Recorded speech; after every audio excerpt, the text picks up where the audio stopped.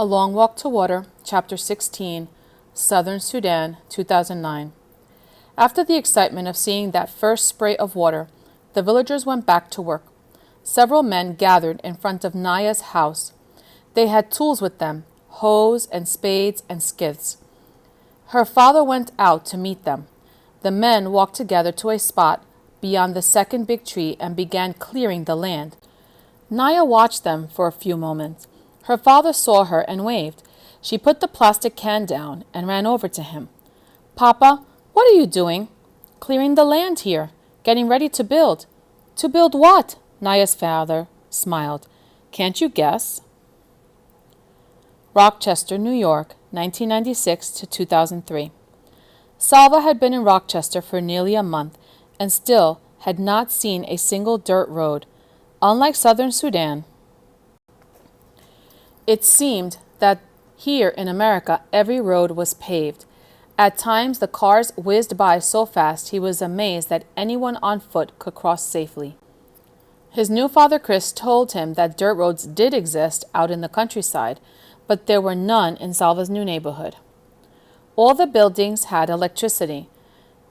There were white people everywhere. Snow fell from the sky for hours at a time and then stayed on the ground for days. Sometimes it would start to melt during the day, but before it all disappeared, more snow would fall. Salva's new mother, Louise, told him it would probably be April, 3 more months, before the snow went away completely. The first several weeks of Salva's new life were so bewildering that he was grateful for his studies. His lessons, especially English, gave him something to concentrate on, a way to block out the confusion for an hour or two at a time. His new family helped too. All of them were kind to him, patiently explaining the millions of things he had to learn. It had taken 4 days for Salva to travel from the Ifo refugee camp to his new home in New York. There were times when he could hardly believe he was still on the same planet. Now that Salva was learning more than a few simple words, he found the English language quite confusing.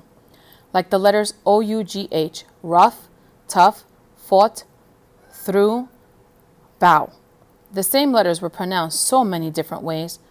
Or how a word had to be changed depending on the sentence. You said chickens when you meant the living birds that walked and squawked and laid eggs. But it was chicken with no S when it was on your plate and ready to be eaten. "We're having chicken for dinner." That was correct, even if you had cooked 100 chickens. Sometimes he wondered if he would ever be able to speak and read English well.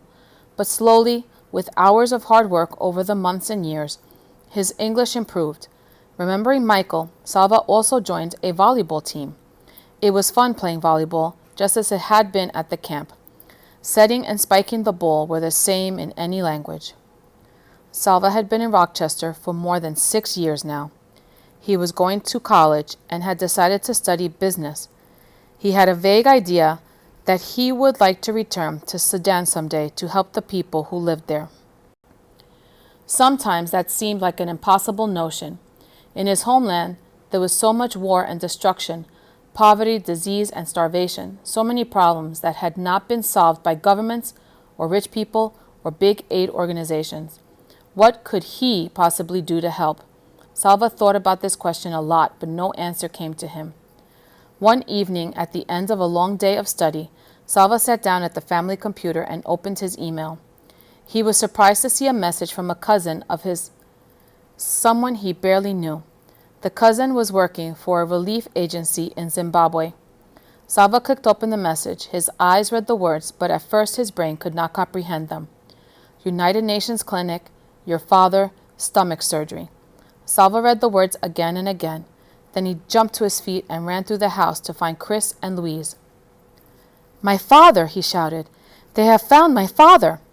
After several exchanges of emails, Salva learned that the cousin had not actually seen or spoken to his father. The clinic where his father was recovering was in a remote part of southern Sudan. There was no telephone or mail service, no way of communicating with the clinic staff. The staff kept lists of all the patients they treated.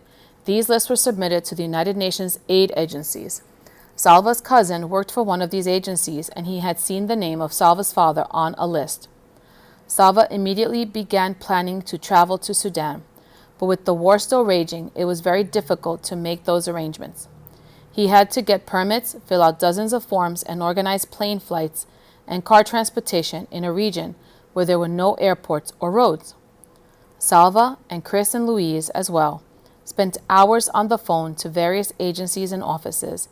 It took not days or weeks, but months before all the plans were in place, and there was no way to get a message to the hospital. At times, Salva felt almost frantic at the delays and frustrations. What if my father leaves the hospital without telling anyone where he is going? What if I get there too late? I will never be able to find him again. At last, all the forms were filled out and all the paperwork was in order.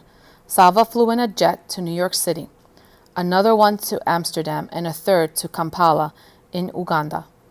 In Kampala, it took him 2 days to get through customs and immigration before he could board a smaller plane to go to Juba in southern Sudan.